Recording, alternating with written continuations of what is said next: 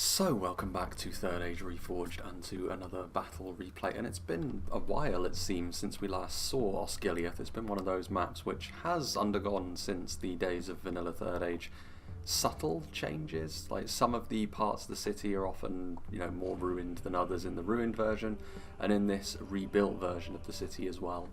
There have also been some changes here and there also. I believe it's going to be a purely Gondorian-led defence as well, so it is going to be lore-friendly from that perspective, and we're going to be seeing a host of evil try to attack it.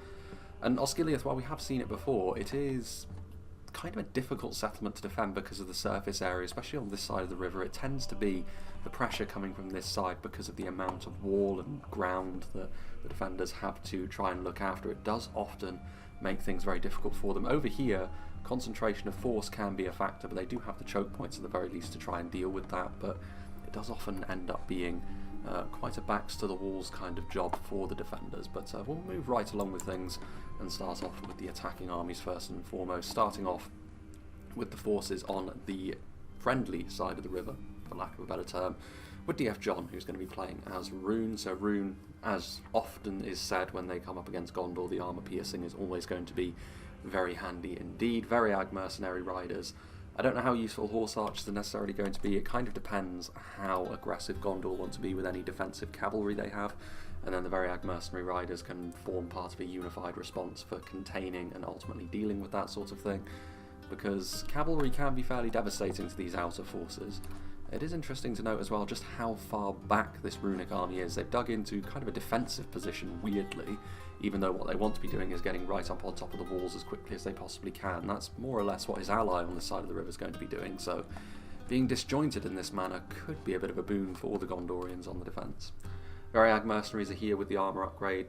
It's not the ruined version, so it won't be quite so easy for the attackers to try and counter-skirmish with heavy archers from outside the walls over here, but if they can establish themselves within the settlement, maybe get up onto the walls themselves and start shooting down into the city itself, this is the sort of unit which can do very, very well for itself. Gondor have got heavy archers enough to deal with this sort of thing, but I'm a big fan of the very ag mercenaries for the cost efficiency they offer the runic skirmish line. Eastron Guard, we have seen them a fair amount in the past few months. It used to be that you didn't see them at all because they're a weird kind of unit. Lower end, no shields. Technically speaking, they're a spear unit as well, which means they come with certain downsides in melee. But with the armour upgrade, I suppose they're not the worst thing in the world when you need a little bit of versatility, especially when it comes to trying to zone out enemy cavalry units, though damage dealing will have to be done to the Gondorian infantry by other units. Another very mercenary unit over there. Speaking of which, this is the kind of unit which will do very nicely against the Gondorians. The Loke Flag Rim.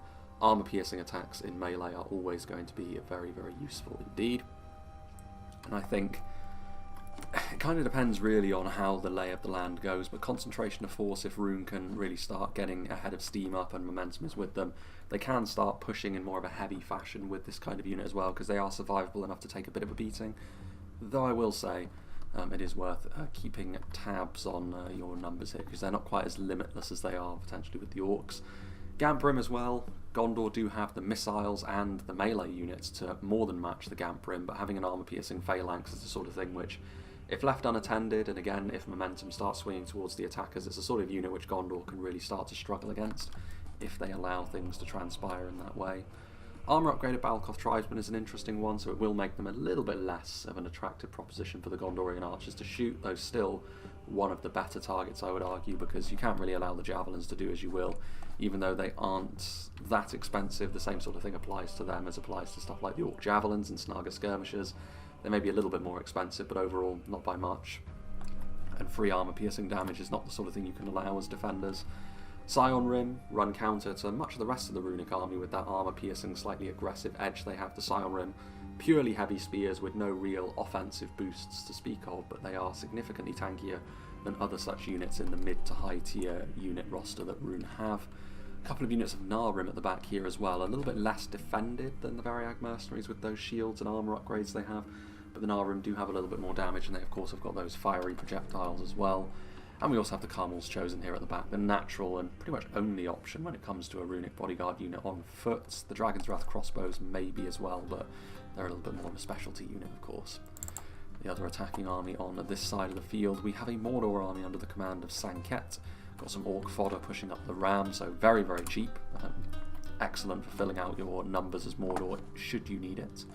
We also have in behind them some Moran on guard, the better version of the same unit really, in the sense that they are spears, so they come with all those downsides and upsides, but obviously they're a little bit better all round. Well, I say a lot better. They are a genuine infantry unit that can hold its own against certain foes, whereas the orc fodder are pretty much bottom of the barrel across the whole game. Minas Morgul chosen represent the highest tier of spear that Mordor have as well, so all of the spears are on display here. Maybe more of a defensive yet aggressive Mordor look here, not dissimilar to the sort of thing that Angmar can do. Minas Morgul chosen, of course, have got that heavy armour value, and they do act as that nice bulwark in the middle of Mordor's line, which is very useful for them to have.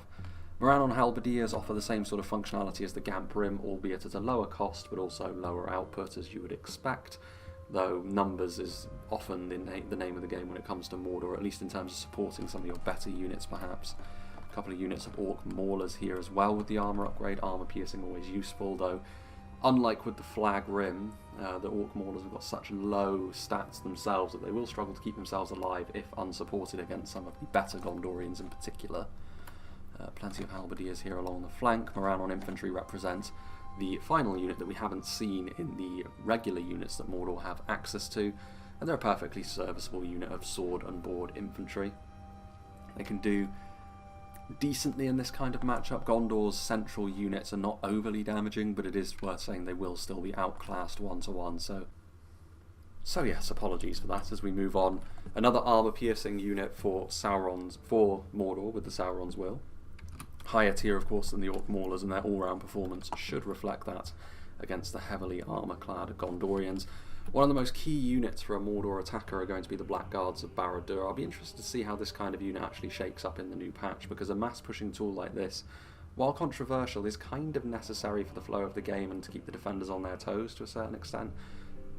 I don't know, I think some units will gain similar properties. I don't know if it'll be toned down, but still, as it stands at the moment, the Blackguard represent one of the more dangerous units Mordor have, not because of their own performance individually, but because of the momentum they can give Mordor in terms of pushing through, especially on this side of the battlefield where things are going to be a little bit more open for Mordor. And then further back we're going to see some of the stronger units, well, I say that, Orc Fodder, certainly not. A couple of units of Orc Javelins, however. Already mentioned how cheap armour piercing with the Balkoth Tribesmen is the sort of thing which the defenders cannot leave unchecked. Olag High as well, very dangerous of course if they can be committed at the right time, though Gondor's more dangerous infantry units will do a lot of damage to them quickly, and the Nazgul over here. Meanwhile, over on the eastern side of the city, already occupied by the attacking forces, we have another runic army commanded by 2 times here. Mentioned the Dragon's Wrath crossbows. I don't know how useful they're going to be with the angle being what it is. I feel as though this is the kind of unit where if Rune break through the defence across the other side of the river, it's a sign Gondor are already on the heavy decline in the battle, and the Dragon's Wrath crossmen in that sense probably won't be the difference between victory or defeat, though they will hasten the Gondorian demise.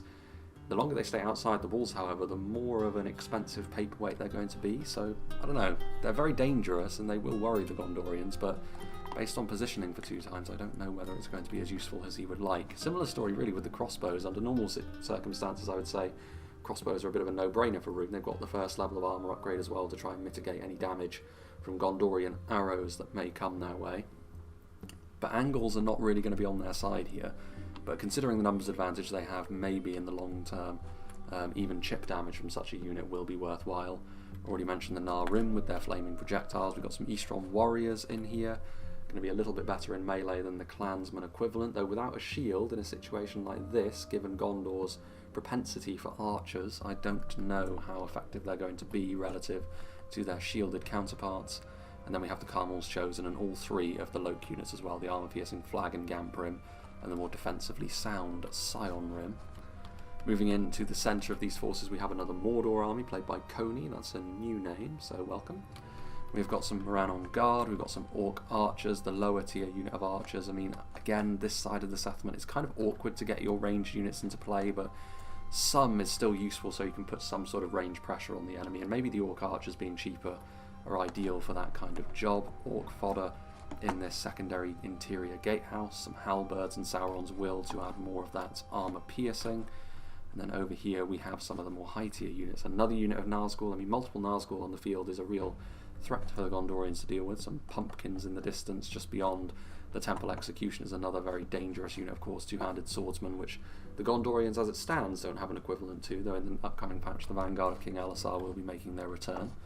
More Olag High for more of a damage spike, more Minas Morgul Chosen for a very tough frontline unit. Already mentioned the merits of the Blackguard of Barad-dûr and their mass pushing capabilities. Orc fodder pushing up the ram with more of them just in behind the towers, acting as a sort of makeshift barricade. And last but not least, we have Darthy Darth, who's going to be playing as the Haradrim, the only Haradrim army on the field, but a very dangerous army with all their armour piercing. A very interesting matchup they have with the Gondorians. Haradrim spearmen and a catapult crew are here. We've got the Mumakil as well. I mean, don't actually know how they're going to get on in the tight confines of the settlement. I mean, Mumakil, if they have enough room to move around in, they can be effective, but they certainly have their very obvious shortcomings in this version of the game. And then we have Muhai Beast Hunters, another unit of javelins for the Gondorians to be wary of. Trollmen and Champions of Nafrat to offer that real armour-piercing punch up front, and certainly the scariest units that Harad have to offer the Gondorians. And then Southron Warband as well, so all of their infantry other than the spearmen at the front are armour-piercing.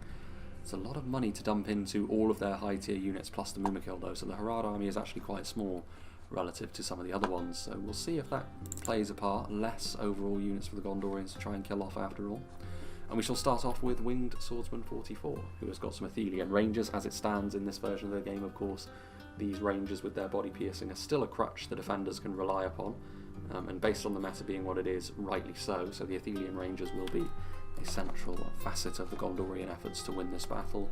Guards of Osgiliath, I mean, Winged Swordsman has got plenty of time to set up his defence against the Runic army, which are way off in the corner. The Guards of Osgiliath can get themselves set very nicely indeed, sort of thing Rune will struggle to deal with without any sort of range support, and as if that wasn't enough, they may lack the range of the pikes, but they certainly have a huge amount of damage, including armour piercing on top of that with the Fountain Guard. Very, very strong unit. Always have been for the Gondorians, so their function will be changing in the upcoming new patch, but more on that another time. Hertumihai is another defending army as well. Marksmen of Caer Andros up on the wall, swords drawn, but they will take their bows out soon enough and start peppering the Runic army as it approaches. Another unit of marksmen, obviously with their two-handed sword in melee, they can be very useful from that perspective as well. Athelian Rangers maybe should be thinking about guarding over the river, where there's likely to be bigger blobs than out here on the walls. Veterans of Osgiliath, along with the guards, of course, defending their home territory, fully upgraded as they are. More of a defensive archer than anything, but their locked morale in melee can also really help them hold lines in that regard. We've also got some Axemen of Lasarnak, armour piercing. Will certainly be useful against Mordor, still be handy against Rune, though not the be-all and end-all, not so useful against Harad, especially given the more tribal nature of their army, but Harad are a long way off from this part of the battlefield. Pelagia Marines, so javelins, basic javelins on all sides of the conflict today, as well as some Pinnith Gaeling cavalry. Single HP cavalry has been seen a little bit more often in the past couple of months, I would suggest, but still it has its obvious shortcomings, but maybe he can make use of it here, Winged Swordsman. But the defenders, there's no room for error with this sort of unit, otherwise it will be a waste of money, and that's the sort of thing which defenders in a 5v3 cannot afford. Citadel Guard with their armour piercing, fantastic line holding capabilities from them. More Marines, more Veterans of Osgiliath as well. Wardens of the White Tower and Wardens of Minas Ithil, very high tier units, of course, defensive infantry and then armour piercing projectiles. We'll carry on around the outside for now. Hertumihai also has Pinnith Gaeling cavalry in high numbers, as well as the slightly more user-friendly Mithrandir's retinue in and amongst the ranks as well. So a very nice unit of multiple HP Lancers, tough as well with Gondorian armour being what it is. Axemen of Lasarnak, we've got some more Citadel Guard as well. Axemen of Lasarnak, more Axemen of Lasarnak, so the armour piercing in high numbers. And then moving on, we have Leech, who is the one who sent me this battle replay, so big thank you to him. He's going to be looking after the central approach with some Pelagia Marines. He will need some help to do that against 3 armies, but there's plenty of time for Gondor to get into position, I suspect. Marksmen of Caer Andros, a very popular supporting tool here, it seems. Guards of Osgiliath as well. Plenty of Guards of Osgiliath, in fact, from Hertumihai also. So Pike's going to be a central thing. The Guards of Osgiliath may be a lesser seen from the Gondorians. The Fountain Guard tend to be more popular, but the range of the Pikes here is going to be important, I think. Trebuchet as well. Going to be looking after the river section. Nimlothian Honour Guard, was wondering when we'd see them. 2 units of them is a big investment, but they are very, very strong. Ultimatithathiel with armor-piercing, Fountain Guardsmen, plenty of Fountain Guard, and Lothian Honor Guard, so there's a huge amount of quality here, though Gondor's army is a little bit light on numbers, maybe relative to what you would expect, so there really is no margin for error when you compromise your manpower that much. You really need everything to go perfectly, but if it does, the quality should see you over the line. Marks Andros, more veterans. We also have some Warns of Ministathiel and Athelian Rangers marshalling over the river approach, and then a few more units of Axemen of Lasarnak as well. So, I suppose, without further ado, let's get this show on the road, shall we? It's that the mighty Anduin is more of a puddle here, as the area seems to be dammed off, and it's one of those little intricacies of the map where several versions of Osgiliath do exist, and on some of them that is the case. It's kind of interesting that so many of them do exist. It's not just a case of ruined and rebuilt, even though we do have a variant of the latter here. So from the looks of things as well, things are going to get underway pretty quickly, and maybe Rune backing themselves up into that corner on the other side may turn out to be the correct thing to do after all, because this is going to be a very aggressive stance taken up here by the Gondorians. 2 of the defenders seem to be quite eager to make Sanket's life a little bit more miserable. This will leave them maybe a little bit undermanned in terms of the defence they've got going on across the river, and maybe that's what the attackers want to get a shift on over there. Try and utilise their mass to get through there quickly, because I feel as though Mordor, they can make life uncomfortable for this Gondorian cavalry force potentially, but it's going to be only temporary that Mordor are going to be able to withstand this kind of pressure from the defenders. So this is kind of concentration of force when you think about it. Defenders picking out one of the attackers that's a little bit more isolated from their peers and trying to bring them down quickly. I have to say the Pinnithgalen cavalry there connecting quite nicely with the Orc Maulers, and if they can continue that sort of work, then they will prove to be very worthwhile indeed. Anything that's left over from the cavalry, when all is said and done as well, can be used to make Rune's life a little bit more difficult. Rune can't stay in that corner forever after all.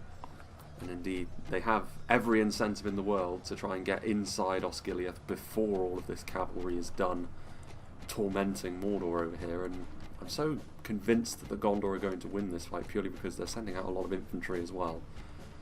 And that initial wave of Orc Maulers, Mordor perhaps under the impression that this would be more of a traditional siege battle for them, and that is not going to be the case. They do have the halberdiers. They do have spears in high enough numbers to the point where they can adopt a bit more of a defensive stance, but if they do that, they will put themselves at the mercy of archers, and easy kills on the unshielded Morannon halberdiers as well. Having a look over yonder, Variag mercenary riders, I mean, it's all well and good them being able to support Mordor in the southern edge of this map, but I don't know how much one unit of horse archers is necessarily going to do, especially with all those foot archers outside as well. Easy enough to deal with them. Meanwhile, slowly but surely creeping across the river, and like I said, I do think the attackers kind of need to get a move on here. They do not have the luxury of time, given the way that this battle has started. Thrandir's retinue, more cavalry over here, although that may have been a little bit of a mistake. Getting a little bit too close to the Olag High there by the looks of things. The Nazgul were the target, but I mean, Lance is down. The Mithrandir's retinue should still be able to skewer a couple of the Olag High. The charge could have gone a little bit better for them there. Olag High not even bloodied actually as a result of that. But with units like Axemen of Lasarnak and Citadel Guard also on the way, going to be a problem for them. Orc Javelins are the ones taking the arrow fire, which again, as dangerous as they could be, I would have personally targeted the halberds. It's the only thing really stopping Gondor from rolling Mordor over completely, both on foot and on horseback, is the fact that they do have those anchors in place, though now some infantry is moving forward where the halberdiers are not. Citadel Guard, Axemen of Lasarnak, both of these units armour piercing, one more defensive, one more aggressive. Both should be good against anything Mordor throw at them, really. Minas Morgul chosen, usually so reliable, but in this kind of company they will struggle a little bit more, I think. Over here as well, the halberd line was pretty thin, and Gondor now crashing down upon this defensive position. And the Morannon units will surely struggle to keep up an assault here. proper defensive line, I should say. Axemen of Lasarnak struggling a little bit more over here. Halberdiers backed up by Maulers. And of course the Olag High. As much as the armour piercing should be pretty good against the Olag High, it is going to be difficult for them to sustain this sort of thing. But with Javelin support, it's all about being efficient for the Gondorians, and for the most part they're wrapping Mordor up. So one part of the line not necessarily going the way they would want is not the end of the world. Pynethgaling cavalry managing to charge behind enemy lines again, and I must say, wasn't too sure about this pick at the start of the battle, but they've proven themselves so far. They've managed to chalk up a decent little kill count for themselves. They do need to go above and beyond in this sort of situation though, as defenders, so they're going to need a lot of value. Routing is the sort of thing that cavalry can certainly help induce as well. Warns of the White Tower at the centre of things here. Orc Javelins struggling. Orc Fodder surely will rout off fairly quickly into this fight. Arrows flying overhead. Marksman of Caer Andros looping a few shots in. In the background, way back there's more of the Mithrandir's retinue, I believe, getting in behind enemy lines. Mordor doing quite well for themselves over here though. The Pelagia Marines are now open to attack, and the Olag High will certainly feast upon them.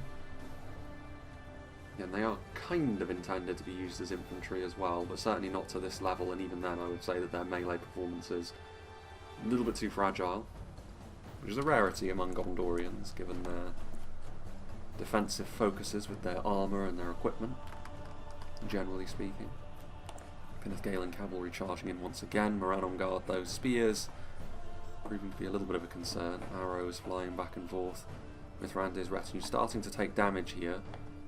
That'll be the worry here. The main worry for Gondor is how efficient can they really be in this kind of situation. You can see their Pynethgaling cavalry charging in nicely once again to Blackguard of Barad-dûr and managing to deal with the Blackguard. Very, very useful thing indeed. Minas Morgul Chosen would be beating these Axemen of Lasarnak completely unimpeded, but cycle charging from another unit of Pynethgaling cavalry proving to be a concern. Moran on guard in behind as well, so the outcome of this fight isn't really in doubt. Gondor will be able to overwhelm Mordor, but if Mordor can do more damage than Gondor would like, it is going to make them pay later. The other outer gate rune moving forwards, but Fountain Guard and Guards of Osgiliath, a little bit of support from Athelian Rangers as well. Bit of a skeleton crew having to potentially withstand an entire Easterling army, but the level of quality they have on display, I think the Rangers in particular will be of concern. Interesting that the Fountain Guard, I was going to say Guards of Osgiliath, I mean Fountain Guard would probably be better off up here, but an extra infantry unit probably would be necessary here to help bolster their defences, as the ram does manage to crash through. It's over here as well. I'm actually surprised that the attackers are not going more in. They need to be a little bit careful there. Those Axemen of the Lasarnak could be sent flying by the artillery. Can't afford to be losing 93 Axemen like this, especially given how Leech on his own is going to have to try and hold this line for as long as he possibly can, which is not going to happen long term. He is going to need support coming in from the units that are victorious out here. But still, I like it when the defenders take the front foot. It is risky, and we'll only truly know if this has worked at the end of the battle, and whether or not Gondor are victorious or not.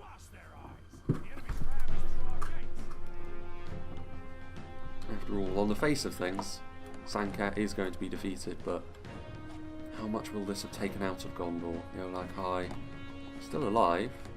I'm surprised actually that they didn't, well, I guess the Pelagia Marines, there's only 5 of them remaining, but Marksmen of Caer Andros with their two-handed swords going to be able to far better defend themselves against trolls than most units of archers. Very similar, kind of an elven philosophy for a heavier archer to wield a two-handed blade. Very, very useful for Gondor to have this kind of unit, especially in this situation. When you're the defenders and you're outnumbered, your archers are going to have to get into melee at some point, so it makes a big difference when they actually are very capable. Up close and personal as well. Still 8 Nazgul remaining. Looks like the heavy axemen, a couple of them are dead, but most of them look to get out of there. Very rarely do we see those walls actually crumbled. Doing the right thing, the attackers, opening up as many avenues of attack as they possibly can. Meanwhile, what have we here? Loke Flagrim managing to force apart the pikemen, and this is one of the reasons why pikes on a wall very often are not really the way. If they can get established, they can actually be surprisingly effective, but the initial barging apart of their formation kind of runs contrary to what pikes are generally good at, and Flagrim, of course, up close and personal, do have that armour piercing as well. There's a few projectiles coming in, not from the Athelian Rangers though, just from the towers. Javelins coming in through the gate as well. Rune, there is a time limit on what they're doing though, because that cavalry, as soon as Sanka is dealt with, that cavalry will be on the way up here. We'll be seeing more of a standard layout to the rest of this fight, I would imagine. You can see the Fountain Guard are far better in this sort of situation. I don't know what on earth he's doing. Foul sorcery. But the Fountain Guard, as a result of being two-handed spears, they actually do have good melee stats, as well as the armour piercing and all of the accoutrements that they come with. And so the Flagrim are struggling far more over here, especially with the added support of some Axeman. But even pressure here for Rune will be enough to get them what they want, but the time limit, Nithgalen cavalry already over there, and they are not able to get inside the settlement fully here, so Rune, are they going to try and push their way in with a little bit more urgency now? Maybe, based on how the Gamp Brim are rushing forth. What's going on over here then? Orkfod are actually in behind the walls here, so it's fairly rare actually that we see the defenders abandon the small choke points and the walls on the river defence, but it's more time that is being bought technically for the defenders. The further back they move, the more time the attackers will have to invest into actually catching up to them. The trebuchet is a real concern as well. There's no real need to crumble these walls at this point if the defenders are not interested in taking them, so that will be artillery ammunition that the defenders will be quite glad to see not heading their way. Rim, really the first pressure being put on the defenders over here with some looping shots from the Easterling archers. The trebuchet is going to be one of the main problems for them. Orkfod are moving in, they of course will be no match at all for Citadel Guard, anchored by Guards of OSGILIATH. An intimidating front line to be sure. Just the final vestiges of this force down here, Mithrandir's retinue. I mean, those Nazgul are going to win this fight. So, yeah, those 66 Citadel Guard, they really ought to be finishing the Nazgul off. Doesn't really make a whole lot of sense to me. I mean, Mithrandir's retinue are going to try and cycle charge them, I suppose. I can definitely understand why the cavalry has waved off to come over here and start charging into the Eastlings, and once again, the Penath cavalry and what's left of the Mithrandir's retinue finding a good charge into the Balkoth tribesmen there. I feel confident in saying that this cavalry is actually paying for itself at this point, to the extent that it needs to. You can see that now the Easterlings, they're probably going to have to rush themselves as well. They really do need to try and charge in here as quickly as they possibly can, try and salvage their manpower, but reinforcements now on the way across. The Eastlings do have the opportunity to rush over Gondor, but the Athelian Rangers are here as well, so I think it's probably going to end in tears for Rune back here as well. Very often on this side of the river is where the defenders struggle a little bit more, but I think their tactics have actually really helped them seize the initiative in this fight. It's whether or not it costs them so greatly that they then are not able to meet the challenge of the overwhelming force coming across the river. That's my only concern for the defenders at this stage, but for now, I think they'll be quite pleased with their day's work. I mean, the Balkoth tribesmen, in an effort to try and escape the attentions of the cavalry, charged in here, and several of them ended up getting skewered by pikemen and Fountain Guard. Out of ammunition, Athelian Rangers contributing to things over here as well. The Flagrim, initially things were going well for them, but the support once again of the Axemen has managed to turn things around up on the walls as well. Variag mercenary riders over here. Once again the Pinithgalen cavalry, and once again finding a good choice of target in the Nar Rim. Although they will start to struggle now a little bit. Variag mercenary riders in far better condition. It's a situation where the Eastron Guard will probably be fairly useful as well. Cycling out.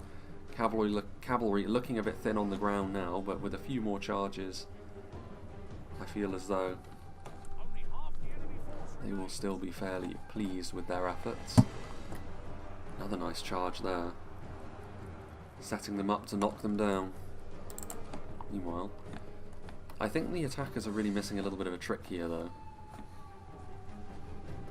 Trebuchet moving in, I mean, starting to slowly chip away at the Gondorians. Under normal circumstances, in a regular siege, I would say this would be fine from the attackers, but based on how things are going elsewhere, I really think the attackers should be looking at the situation going, okay, well there's only one defending army which is looking after us over here. If we just attack, all-out attack, there's not going to be enough numbers or mass from the Gondorians able to withstand that sort of thing, so adopting the slower approach here is actually playing right into Gondor's hands. The longer that Leech doesn't have to face the sheer numbers that the attackers are bringing to the table here in melee, the better it will be for them in the long run, because it means that Rune are probably going to lose over here, and eventually reinforcements will arrive. Still, the announcer doesn't really rate Gondor's chances. Axeman of Lasarnak facing down the enemy up on the walls. What have we got back here? Pinithgalen cavalry still managing to find decent charges, even though they are very depleted at this point. Variag mercenary riders may very well be enough to finish them off. What is going on over here? Healthier units of Pinithgalen cavalry. What remains of the Nazgul, 3 of them, attempting to take cover behind the wrecks of these siege towers. Mordor's siege ended before they got anywhere near the walls. Bit of a weird one, I'm sure, for Sanket on this occasion. What have we here? Nar Rim moving forward, so still intent on engaging in this skirmish warfare, the attackers. Maybe concern is starting to creep in for the attackers as well. They've noticed one of their armies is completely gone. Rune are struggling, but opportunity should still be pretty apparent here. Trying to burn the trebuchets with flaming shots. Veterans of OSGILIATH as a heavier archer. They won't be too worried about having to use their ammunition on enemy archers, because they're just as useful for Gondor, will be just as useful for Gondor as a melee combatant later on. More defensive than the marksman, but still. That locked morale could prove to be very, very important as we move, and you can see Gondorians are already starting to peel off from the easterling position here. Scion Rim are shaken, that's a sign of how things are going. Scion Rim, one of the most steadfast of the runic units, and not feeling too confident about their own chances. It's a rare enough thing. Axeman of Lasarnak upon the walls.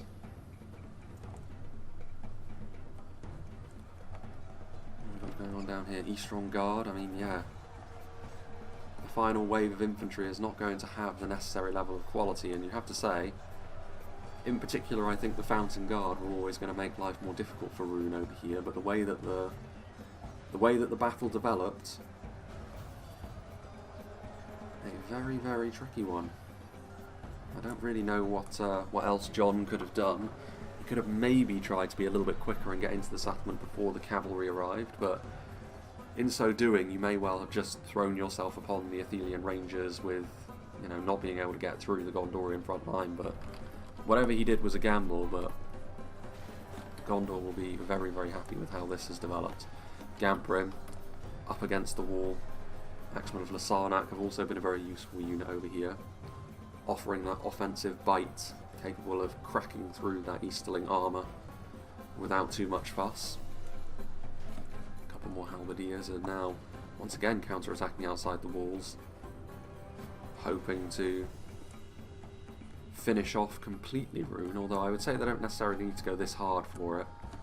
they can, I think, fairly safely start transiting some of their units back to the centre, and this fight will now start to become all about one part of the city. Will those three attacking armies that have yet to really be tested in melee have enough in the tank to beat Gondor when Gondor are able to take up a superior position? Axes raining down. What's going on here? Penithgalen cavalry still trying to charge into the Nazgul. I think they've been largely successful. I think there's only one remaining. Indeed there is. I don't think they want to just be hanging around in melee with him though. Not the sort of thing which these cavalrymen are going to enjoy.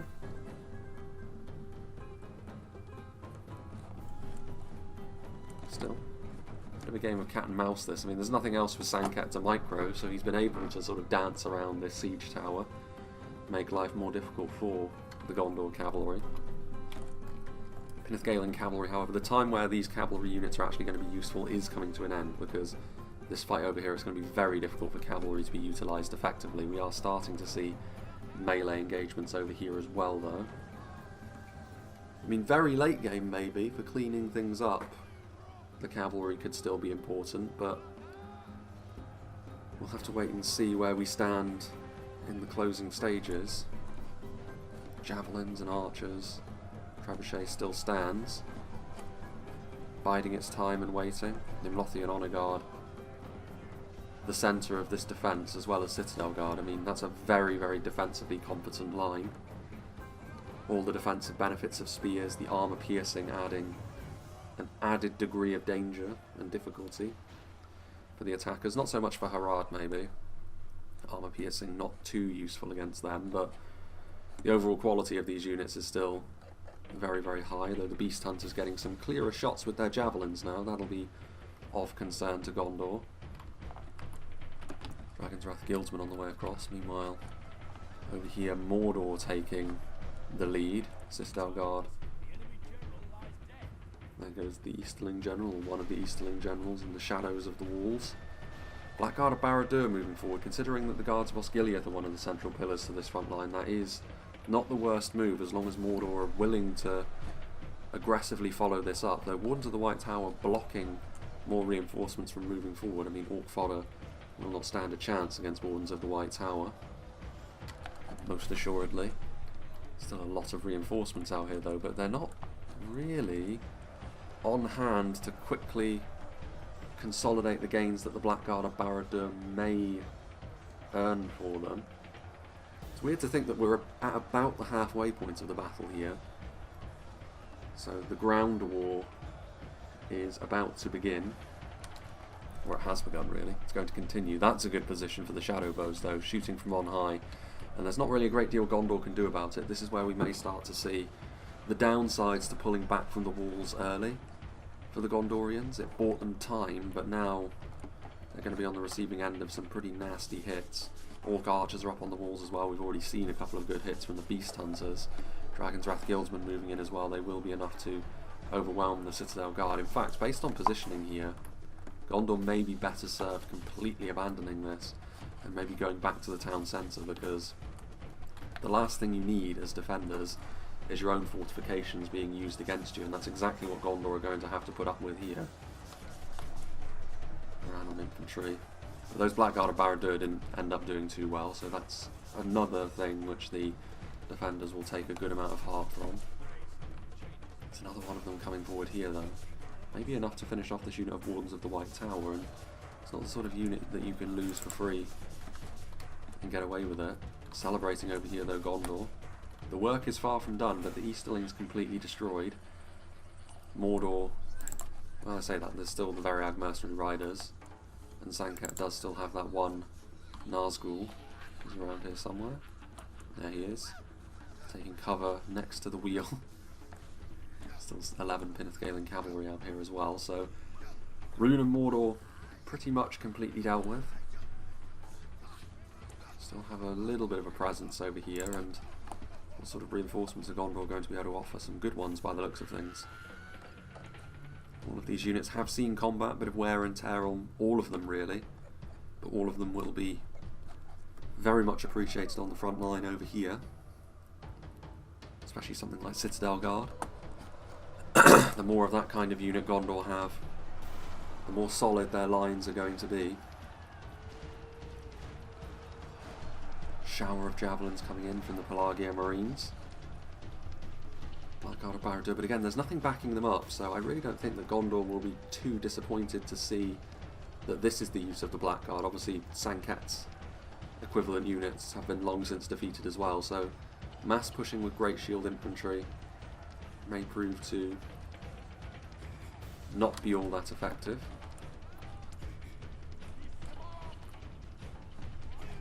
Narim continuing to fire in. I mean, considering all of the skirmishing that they've been attempting over here, the attackers, there's not a huge amount of dead Gondorians. I mean, they do have the armour and the wherewithal to withstand this sort of pressure better than most factions in the game, outside of the dwarves perhaps. Trebuchet now starting to... I mean, that's one of the problems the attackers have, I suppose. Aggressively pushing forward will put them at the mercy of that Trebuchet, and there is the small matter still of 2 units of Athelian Rangers back here. So taking the slower approach, I mean, there's no real benefit anymore to taking the quick approach, I suppose. It would have been the thing to do when your allies were catching heat on the outside of the walls on the other side of the field, but now it doesn't really matter because they don't really have anything left to them.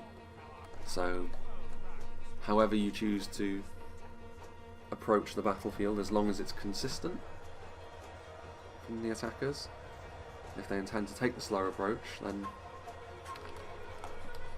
that can still work. Like I said, Gondor better equipped for dealing with that sort of pressure than many factions in the game, but they're certainly not immune to it, and just generally in a 5v3 that sort of thing can be very difficult for defenders to deal with. Getting back behind the pike line. What's going on here? Hashari? A few of the Nimothian Honor Guard that have been left behind. I mean, we're still in the old version of the game, so you've still got the dancing, floating swords of the Hashari. They're now peeling off.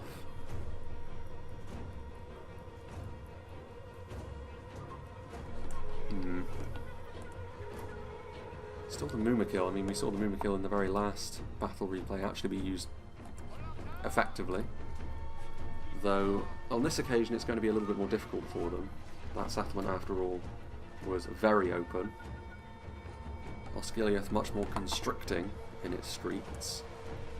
And also Gondor, with the kind of units they have left, have definitely got the tools for dealing with Mumakil fairly quickly in melee. Troll drummers, of course, purely aesthetic in this version of the game, though that will not be true when the update does land.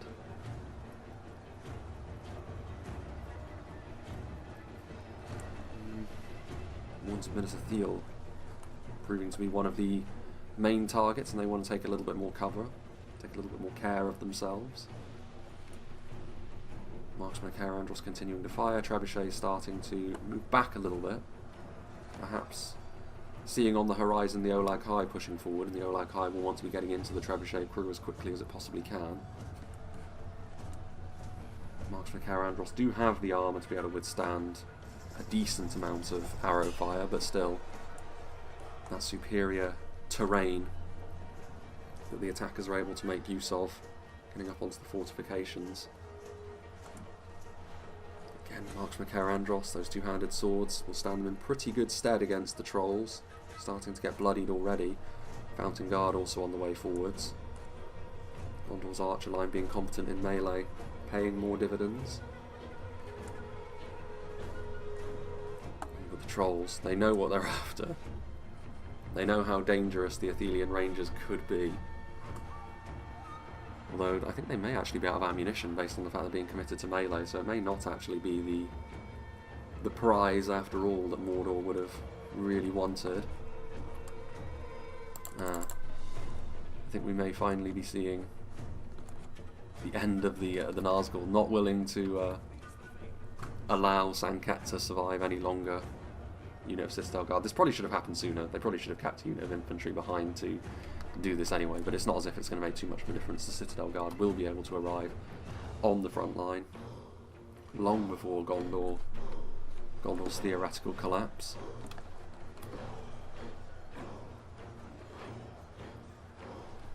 Forward come the Mumakil, so we could be seeing here a passage of play begin that will be decisive in the battle as a whole.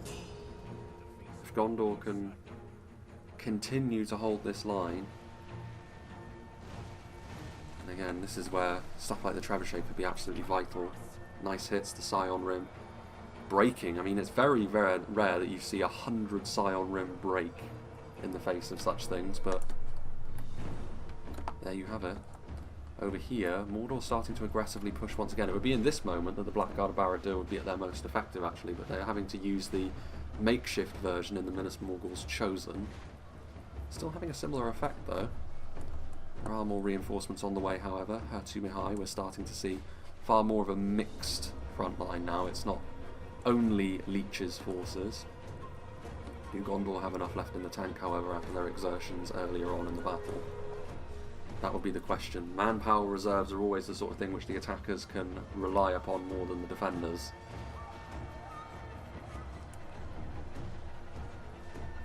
Defeat seems certain. Only a military genius could win this battle.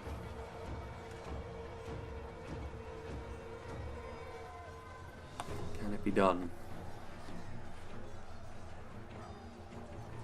Ranon Guard starting to rout. I mean, again, we're seeing fairly healthy units start to flee when they come into contact with the Gondor front lines, and there's still a lot of quality that Gondor have, so overwhelming force is going to have to be the key for the attackers. Athelian Rangers shifting around, more units, perhaps sensing a little bit of weakness here in this Mordor push. Gondor are sending more units forward, and it's starting to pay off as well with all of the routing we're seeing. Over on the other side, the Mumakil. Well, we looked away for a second, and this is more akin to what you would expect from the Mumakil. None of them remain. All are dead. They tried to push through the Gondor lines, and presumably as a result of stuff like Fountain Guard and Nimlothian Honor Guard, and there's probably a few guards of Osgiliath in here as well. The anti-cavalry damage resulted in the Mumakil being massacred. To the surprise of few, it must be said.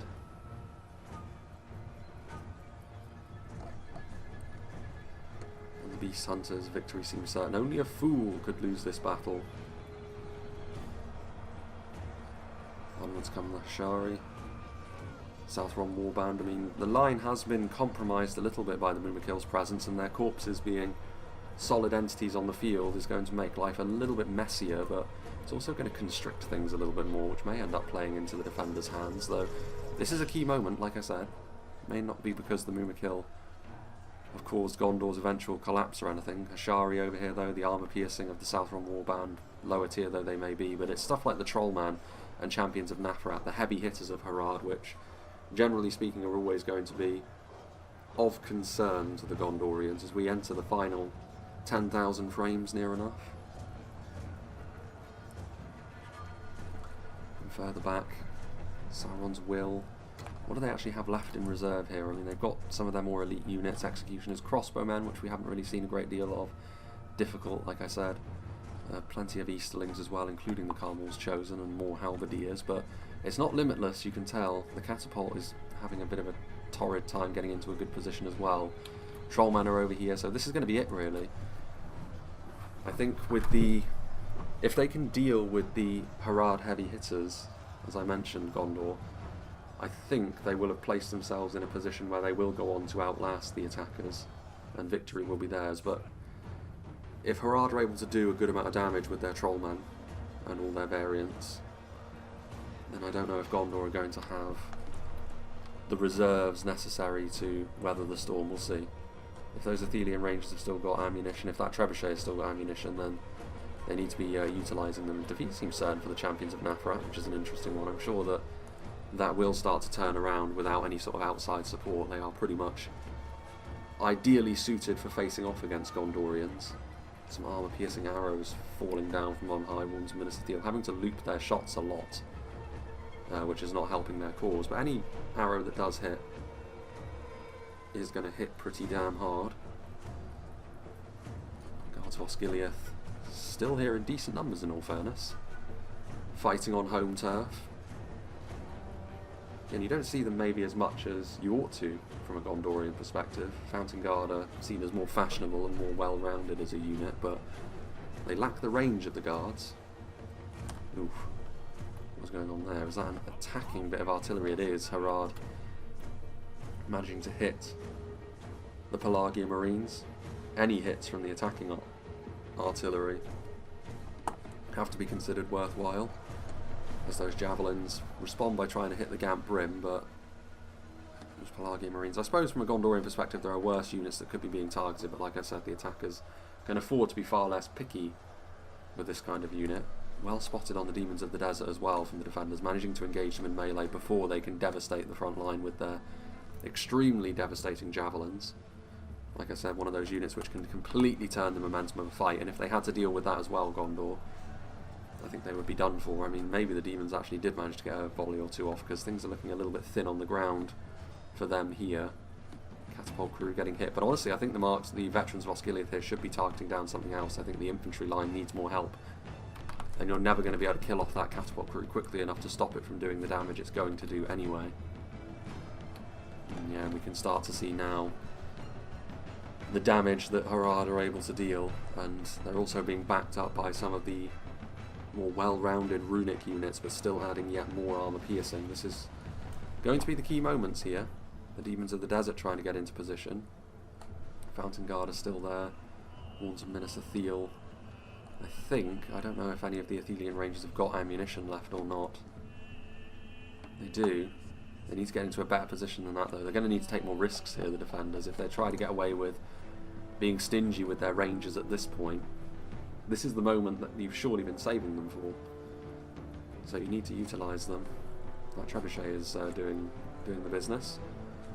Horns of Minas Ithil trying to go after the Demons of the Desert, though being interrupted somewhat by the Hashari. Demons still moving around over yonder, starting to reload. I mean, this is a problem. If they manage to hit down this line here with all of these Fountain Guardsmen, they're currently managing to keep the other Trollmen variants in check. Very key this from Winged Swordsman, being able to get his Horns of Minas Ithil into melee with them. They won't necessarily win the battle. Both of these units may be multiple HP, but they certainly have their shortcomings in melee, but they just need to stop them from being able to shoot. As much as the battle is kind of in the balance at this point, it won't be if the Demons have their way.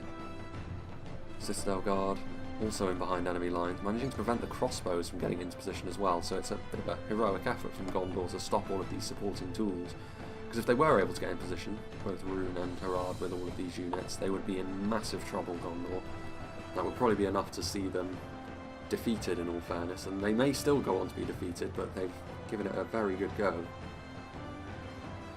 Gamp Brim and Trollman together, slowly wearing down the Gondorians. The Fountain Guard proving to be really the stalwarts that the Gondorians desperately need here in the late game.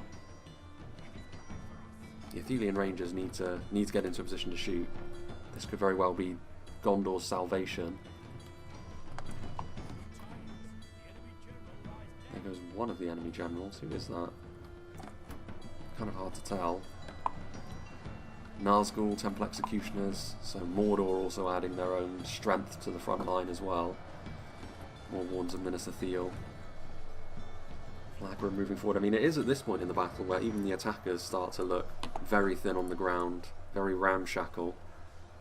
Orc fodder routing in place. I think the Demons of the Desert have actually been dealt with. It's a huge victory that for Gondor, potentially moving forward as the Easterlings throw everything that they have left into trying to put pressure on this front line as well, joining with the Executioners and the Nazgul that are in here as well. Very difficult to tell what's going on in and amongst the Mumakil corpses in the shadow of that. Nimlothian Honor Guard and all of the high tier Gondorians holding the line very well, as you would expect, as is their MO. This could be a real concern for Gondor though. If these crossbows can get into position, it won't take that much in the way of crossbow volleys to be a problem, but once again that one unit of Minas Ithil could be the key to stopping the crossbows, and that was actually a blank shot, I think. Dragon's Wrath crossbowmen as well. I don't know, the body piercing is probably going to be a little bit difficult to make work there in the shadow of the Mumakil as well. One of the Gondorian generals falls. I mean, morale is maybe a bit of a concern for Gondor if they're running on fumes. These strong crossbows. I mean, even with the huge numbers advantage they have, they're so poor in melee that I think without the Dragon's Wrath crossbows or guildsmen coming in to help deal with these Wards of Minas Ithil, they will end up perishing. Any kills they get there will be greatly appreciated, I'm sure. Gondor actually winning over here now. Veterans of OSGILIATH pushing forwards. Ithilien Rangers back there. Dragon's Wrath guildsmen over there also. I mean, the Easterlings still have another wave that they can commit. Strong crossbows taking damage as well, but the fact that the Eastlings do have this extra wave essentially is probably a bad sign for Gondor. You can see over here the Dragon's Wrath guildsmen trying to get in position to throw. They would have been able to, but the Ithilien Rangers will close the distance. Prevent them from doing that at the very least. Gondor have done very well actually at preventing the attackers in general from using their support as they would have liked. Whether that will be enough in the long run remains to be seen, but I don't know if the Trebuchet still has more ammunition or what. Fountain Guard. Still fighting hard on the front line. You can still see there's Temple Executioners in there, 27 of them. There's definitely going to be still Nazgul in here as well, but when fighting in a line like this, the Gondorians can bridge that quality gap a little, and it's proving to be pretty damn important here. I just don't know if Gondor have got enough left in the tank. There goes another enemy general. Possibly the Mordor one actually, based on the fact that Nazgul and the Temple Executioners are there, and I would assume that the Easterling general is back over here. Indeed he is, in the Carmel's Chosen unit. Can Gondor go that extra bit further? That unit of Ithilien Rangers still has ammunition. Point blank shots into the Dragon's Wrath guildsmen. I mean, not the worst unit to use that ammunition on, and I don't think beggars can be choosers at this point. I think if anything, if the defenders do go on to lose this battle, one criticism I would have is they've been too precious about this unit of Ithilien Rangers. They needed to put them in, yes, it would put them in harm's way of enemy archers, but you needed to use them more aggressively, I think, when the attackers move forward. They are winning on this front line over here though. Wards of Minas Ithil have actually proven themselves to be pretty damn impressive in melee as well, things considered. They've had a lot of support around them. They're certainly not on the level of the other Gondorian bodyguard units in melee, but they've been an important part of things. Trebuchet, how much ammunition does that have left? I don't think rotting meat would actually be a good idea for Gondor here, just because it's so finely balanced that you could end up ultimately digging your own grave by doing such a thing. Further back, crossbows. Still with the odd volley or two for Axemen of Lasarnak. I am rooting for the Gondorians here. I do want them to go on to be victorious if they can, but I don't know if it's going to be possible for them. Victory seems certain for Rune as they start to wrap around what remains of the phalanx units on the front, so finally able to overcome this front line at great cost, but still. Crossbow support, another fairly healthy bodyguard unit to deal with as well, not quite as impressive as something like the Temple Executioners or Champions of Nafarat perhaps, but solid enough that it will cause concern. These Nimlothian Honor Guard, 15 of them only left, but Temple Executioners, they are running out of steam over here, the attackers. Amidst the Mumakil bodies. And even the Eastlings, with their armour piercing. Ashari actually managing to get in and around, managing to take the long route round. But the Marksmen of Carandros should probably have just about enough. Every fight like this could prove to be extremely important as the battle continues. Trebuchet, the Trebuchet crew in melee even may end up being key, because the margin of victory here is going to be very slight, regardless of who picks it up. Again, it's hard to look beyond the attackers given the extra reserves they have in terms of manpower. A point-blank crossbow bolt. He was over here. The loss of a general, the army tiring. Carmel's Chosen able to wrap around the front line. The Athenian Rangers can't afford to back up anymore, because if this front line is compromised over here, that could be curtains for Gondor, whereas if they are able to keep this front line safe just that little bit longer, then it may very well be enough. 4 Nazgul remain, so even they've been given the business on this front line. 42 Guards of Osgiliath, regrouping themselves a bit.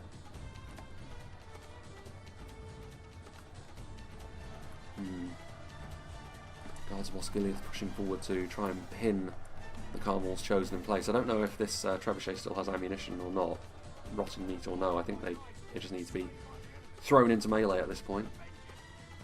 Another Gondorian general though. Yeah, these Athenian Rangers, like, they really need to be using their ammunition now. Like, it's honestly gone far enough already. Like, they're just going to have to sit there and take some damage. They need to get DPS downrange into something important quickly. And in all fairness, that is what they are now doing, targeting down the Carmel's Chosen with their backs turned as well, so the shields are not going to be coming into effect. Flag rim. More units to deal with. And the battle getting a little bit chaotic now, which is better for the attackers than it is for the Gondorians. Ooh, and Dragon's Wrath crossbows up high as well. I'm surprised actually they didn't position those crossbows up here earlier. But I think that may very well be the death knell for Gondor. They've done very well up to this point, but might be a bridge too far.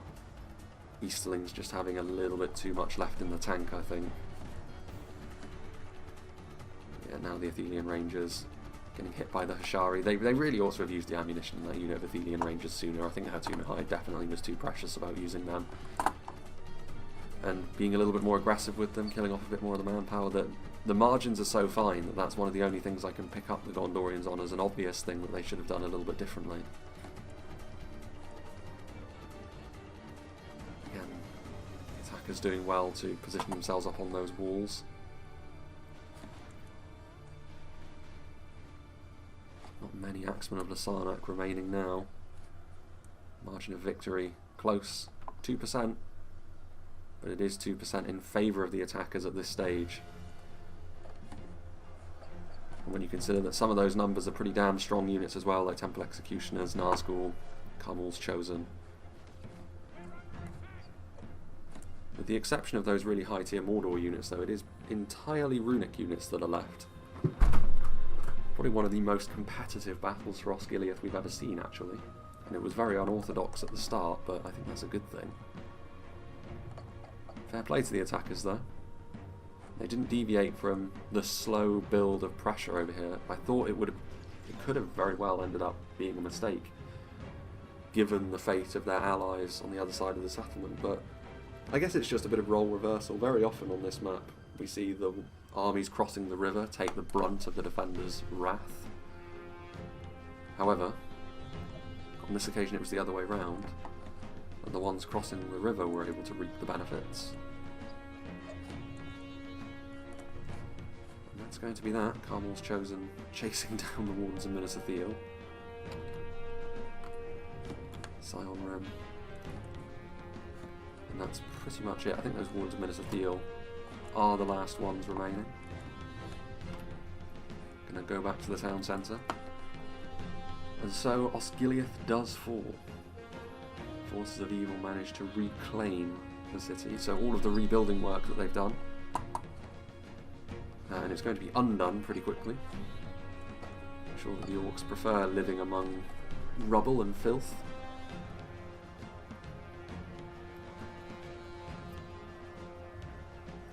Victory seems certain. May very well be able to finish off the Hashari, though not the Nazgul. Wands of Minas Ithil and the Fountain Guard, however, are the two standout units, I would say, for Gondor here, in different ways. More utility from the Wands of Minas Ithil, just general line-holding capabilities from the Fountain Guard. As for the attackers, I think just overall their macro tactics were...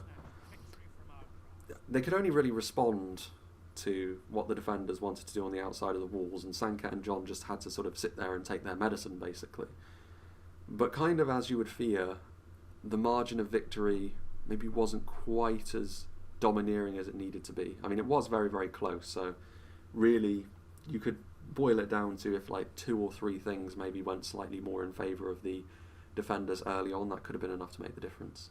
It is what it is. There were obviously, I think, a few missteps from the attackers as well, like the commitment of the Blackguard of Barad-dûr maybe happened a little bit too early. Maybe they didn't make as good a use of the walls that they could shoot down from as they could have done.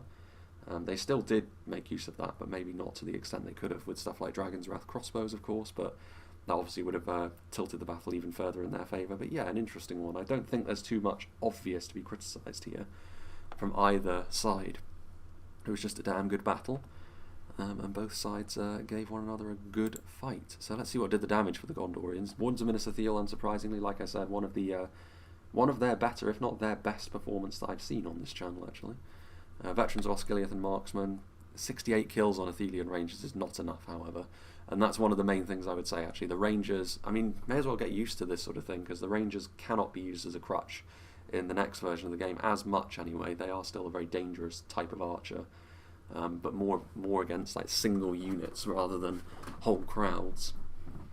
But yeah, 68 kills is not enough in this version of the game, with the meta being what it is. Warns of the White Tower, Nimlothian Honor Guard, Fountain Guard, Guards of Osgiliath, all of those defensive units doing very, very nicely.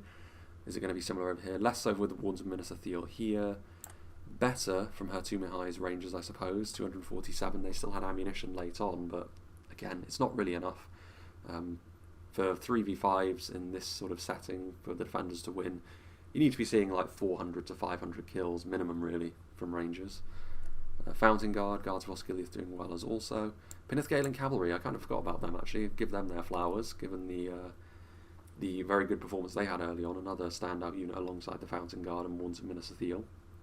Used very nicely. Single HP Cavalry can be used well in the right hands. Guards of Osgiliath, Citadel Guard, yeah, a few units getting...